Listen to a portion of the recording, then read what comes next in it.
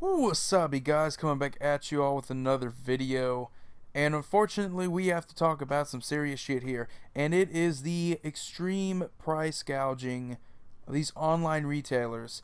And it's not just TCG Player, what I have here, but it's Amazon. I mean, it's everywhere. Everywhere I'm looking now, I'm seeing just completely ridiculous prices. And I understand these are extremely popular products, but people are just taking it way too far here. I mean, the cards are expensive too. I know the legendaries are usually going to demand a higher price before they actually release. I understand how it works there. But these products are insane. Let's put this into perspective here. The Atraxa deck, it's not even a full year ago. Keep in mind, this was just from last November, not even a full year ago, and it's already $120. I mean, it is way above the original MSRP of just $35. I mean, come on. How in the hell does this happen? Well, I'm going to tell you how.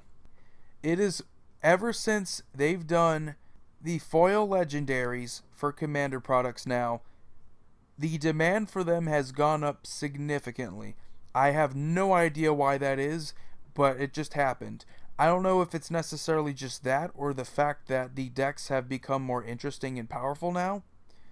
Because the year before Commander 2016, we had the two-color decks, which were alright. We had Mizzix and Marin, and I mean, those decks were pretty powerful, but it wasn't anything too excited, I guess, maybe compared to 2016 and compared to this year's Commander decks, I guess.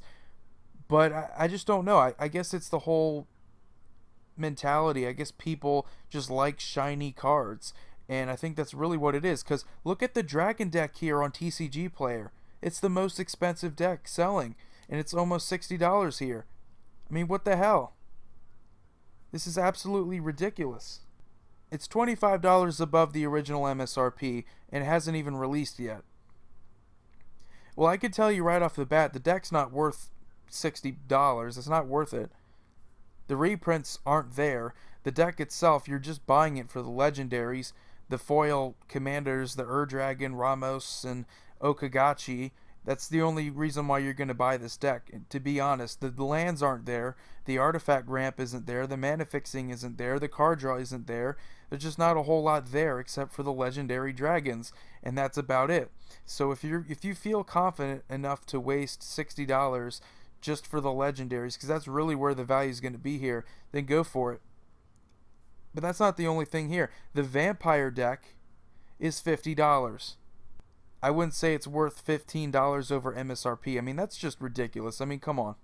And they have the Feline Ferocity deck, which is the worst deck, let's be honest. The reprints are good, but the deck just doesn't seem to have the same demand as the other three. And that is still $43.74 here, the market price on TCG Player, which is still, $8 more than the MSRP. I mean, that's still ridiculous. The Wizard deck is at $47, almost $48 here, the market price. So overall, this is just absolutely ridiculous. It's insane. Why the hell this is happening, I don't know why. I think they really need to do a better job, and when I mean they, I mean Wizards of the Coast, when it comes to relaying the message through their distributors and really through just retailers, whether it's LGS's or Walmart, anything like that, Amazon, TCG Player, they need to relay the message here that you guys have to sell at MSRP. You can sell below MSRP, but when you price gouge the fuck out of these decks before they've even released, it makes it harder for these decks to be sold to people who actually want to enter into the format. That should be the main gripe here. When you have the complaints here that products that are specifically made to help people enter into the format, because you could say, oh, well, it's made for people who just like Commander, which you're not wrong there, but primarily it is a pre-constructed deck. Its sole purpose there is to help people enter into the format with a pre-constructed deck. That's the main purpose here. They're not going to make products if they don't feel like they're going to entice people to play them.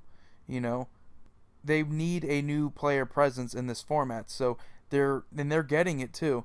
But in order to continue receiving that new player presence, they have to make these decks affordable.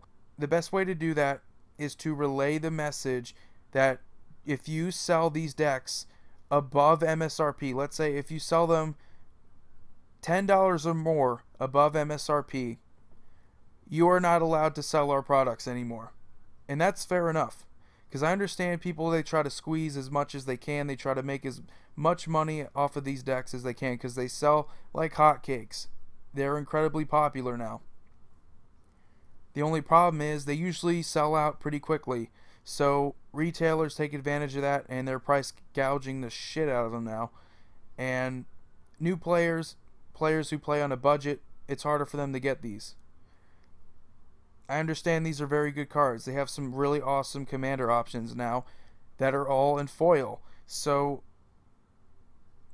this shouldn't really be a factor. I mean, foil cards are expensive, yes, but these aren't pre-constructed products. So the demand there, it's really just for people's preference on the actual card. It's not actually because they're rare.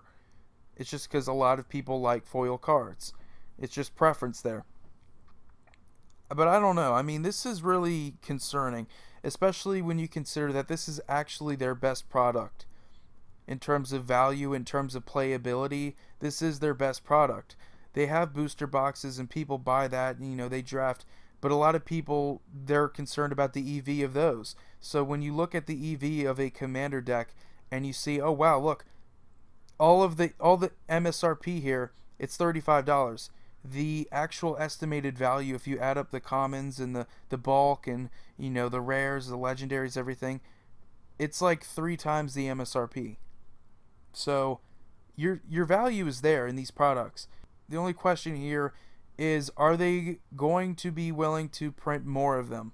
Are they going to be willing to make sure that they give us better decks? Because we always run into the problem here where there's 1 or 2 decks that don't sell as well as the others, and they end up sitting on the shelf, and players are like, wow, these are the only decks available, I hate these, how come they don't just make 4 or 5 really good decks, you know, so that we don't run into this problem. So I mean, I don't really know, man. If you look at the pre-orders here from Amazon, just look at this. This is insane. The ratings are just absolute crap right now because players, they hate price gouging. I can't blame them. Look at this. So the MSRP here, it was a lot worse earlier this week. This screenshot's just from today. So the MSRP here is like $40 each, which is still insane. I mean, that's $5 each. And if you pre-order all of these, which is what a lot of players do, they just get all 4. That's a lot more money. I mean, it adds up. But anyway, I mean, this just frustrates the hell out of me. It's disappointing. This is supposed to be something that's a lot more affordable. It's a lot easier to get into than Modern, than Legacy. I mean, it's supposed to help new players enter the game. And it's really dissuading for people whenever they see these super expensive prices, and I know it's even dissuading for me. So let me know what you guys think about this. I absolutely hate it.